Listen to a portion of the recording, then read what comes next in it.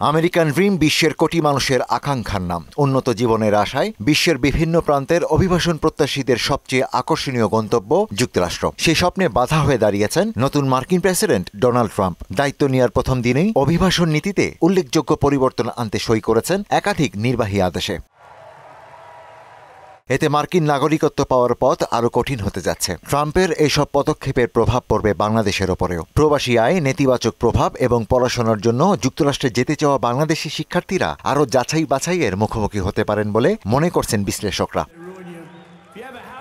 ট্রাম্পের অভিবাসন ও সীমান্ত সুরক্ষা বিষয়ক উল্লেখযোগ্য নির্বাহী আদেশের মধ্যে রয়েছে জন্মসূত্রে নাগরিকত্বের সমাপ্তি, আশ্রয় ও শরণার্থী প্রোগ্রাম স্থগিতকরণ, সীমান্তে সামরিক উপস্থিতি বৃদ্ধি এবং মাদক চোরাকারবারি চক্রকে সন্ত্রাসী সংগঠন ঘোষণা। এছাড়া স্টে ইন মেক্সিকো সহ প্রথম মেয়াদের কিছু বিতর্কিত কর্মসূচিও আবার চালু করেছেন ট্রাম্প।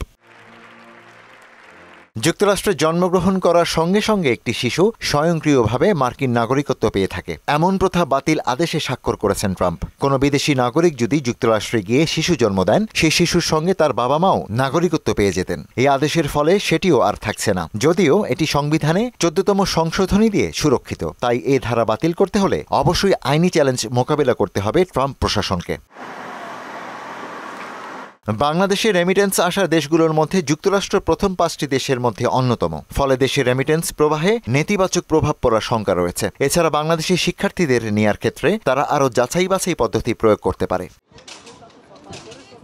এছাড়া আশ্রয় প্রার্থনা ও শরণার্থী গ্রহণ প্রক্রিয়া নির্বাহী আদেশে স্থগিত করা হয়েছে, যা অভিবাসন প্রক্রিয়াকে আরও কঠোর করবে। আদেশ অনুযায়ী ডিপার্টমেন্ট অফ হোমল্যান্ড সিকিউরিটি ও পররাষ্ট্র দপ্তর 90 দিনের মধ্যে একটি প্রতিবেদন দেবে। অভিবাসীদের যুক্তরাষ্ট্রে প্রবেশের ক্ষেত্রে স্ক্রিনিং এবং যাচাই প্রক্রিয়া জোরদার করা নিয়ে প্রেসিডেন্ট ট্রাম্প আরেকটি আদেশে স্বাক্ষর করেন। এতে দক্ষিণ সীমান্তে জাতীয় জরুরি অবস্থা ঘোষণা করে সামরিক বাহিনী মোতায়েনের নির্দেশ দেওয়া হয়। অন্যদিকে ট্রাম্পের শপথের পরপরই US customs and border protection অ্যাপের মাধ্যমে নির্ধারিত সব অ্যাপয়েন্টমেন্ট বাতিল করা হয়েছে। অ্যাপটি অভিবাসীদের বৈধভাবে যুক্তরাষ্ট্রে প্রবেশের জন্য ব্যবহৃত হতো। ফলে যুক্তরাষ্ট্রে প্রবেশের অপেক্ষায় থাকা হাজার হাজার অভিবাসন প্রত্যাশী মেক্সিকোয় আটকা পড়েছেন। ইশতিয়াক হোসেন, মোহনা ডিজিটাল।